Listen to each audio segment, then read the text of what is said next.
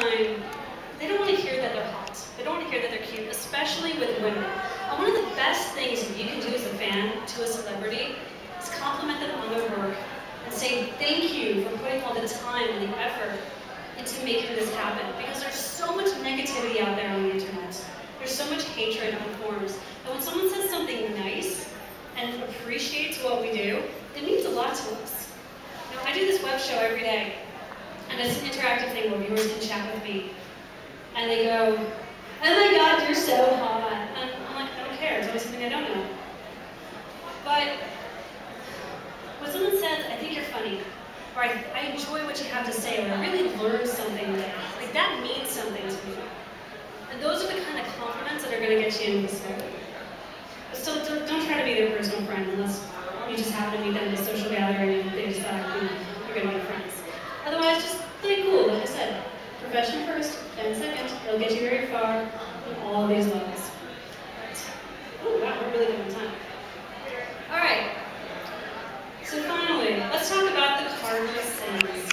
The top 4 things that you never, ever, ever, ever want to do if you want to be taken seriously. Because these are the kind of things that will just kill it. Kill it. All right. Number 4. Promoting piracy. All of us have watched fan subs. I have. I would be a hypocrite if I said that I had never, ever watched a fan sub or downloaded something. And we all know that it's harmful to the anime industry. But it's even worse when we encourage others to do it. Because what you're doing is you're essentially stealing from those people. You know, you're saying to them, I don't care how much hard work you put into this animation. I'm going to pirate it and I'm going to share it for free with everyone else because I'm cheap. And that's not cool. I understand finances are thin. When you promote piracy, it's so damaging to the industry. And I give a whole other lecture about piracy. And I'm not going to because nobody wants to be talked to from the soapbox for an hour. But needless to say, just don't do it. It makes you a jerk. And then no one's ever going to know. Number 3 things to never do. Oh, I see this all the time. Claiming to know something you don't. All the time, especially in forums, people are like, I know what's going on here, and this is the reason for that, and you really don't.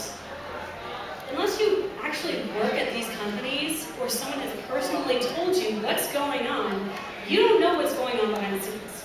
You don't know. And the easiest way to tell someone, or to tell if someone's bullshitting you, is they use the phrase, I know for a fact. Whenever I see that phrase written, my reaction is, I know for a fact that you are full of shit. I know, because you don't know for a fact. Unless you work there or know someone personally, you don't know what's going on. Don't pretend to know what's going on.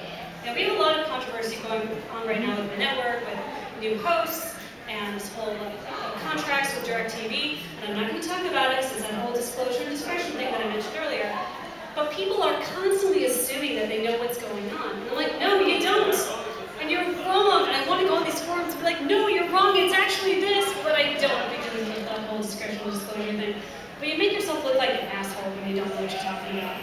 So don't fake it. My martial arts teacher always taught me, always more honorable and respectful, to admit that you don't know something than to pretend that you do. Number 2 thing to never, ever, ever do is tell someone how to do their job. I told this to my mom and she's like, oh yeah, I get shoulded so much. And I see this all the time. Your web show should do this. Kevin Farrow should do that. Attack the show should cover this. Next place should do a review about that. Okay, unless you're my mom, my dad, or my boss, you have no place telling me what to do. And that goes with any industry, not just the anime industry. And there's a fine line between critique and criticism. And sometimes, especially in the anime industry, like your critique and criticisms aren't even needed because the stuff is already produced. It's already done. It's great that you have an opinion, but it might not necessarily matter. Okay? Don't take that as a bad thing. It's always good to have an opinion to express it. So, what's the difference between critique and criticism? Criticism is when you just say, I hate this. This sucks. This is the stupidest thing I've ever seen. It's being just completely negative and not anything constructive to say. Criticism is when you can point out the negative and the positive, and then explain why you feel that way.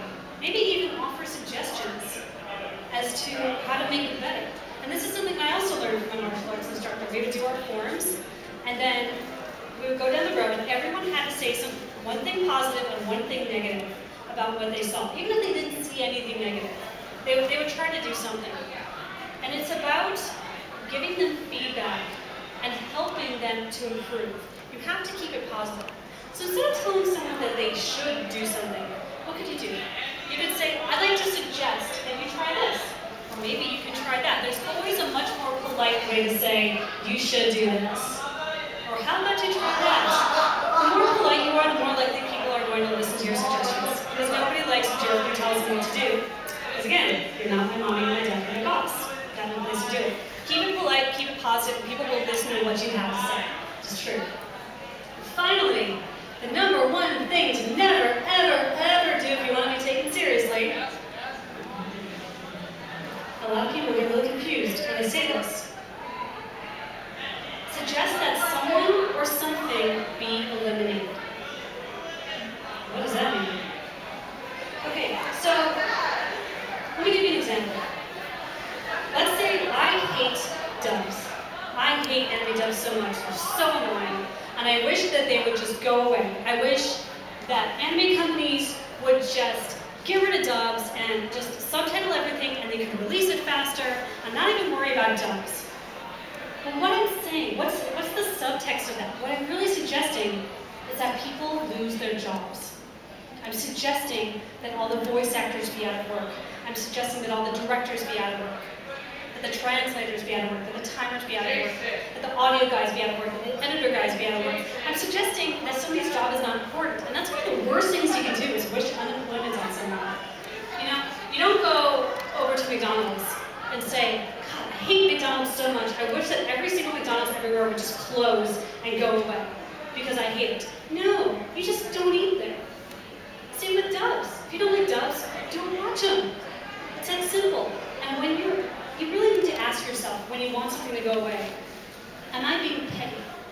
Is this something that I can just ignore and then let everyone else have it?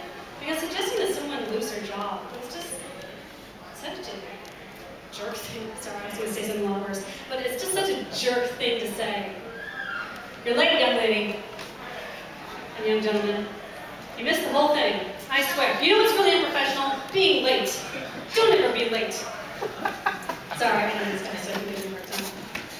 But, yeah, actually the thing is, I was just about to say that that concludes my lecture. I went through this really, really quickly. So let's see, what did we cover? We covered meeting people at conventions in person.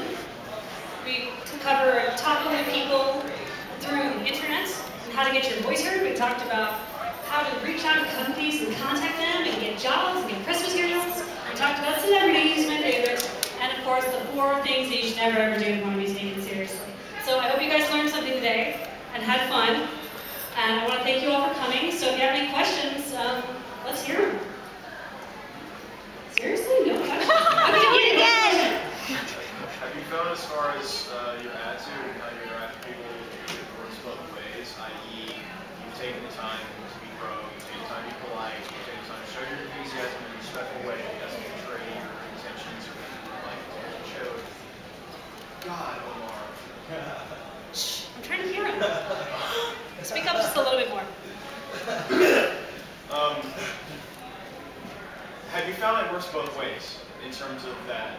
Like you've been respectful to somebody, you've done your homework, you're showing your enthusiasm, you're asking real questions, but at the same time, not betraying yourselves like it's a super fanboy fangirl, and there's still disrespectful, negative.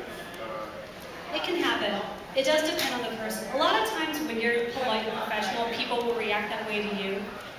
Sometimes it's all about how you word something. It can make a huge difference in how they react to you.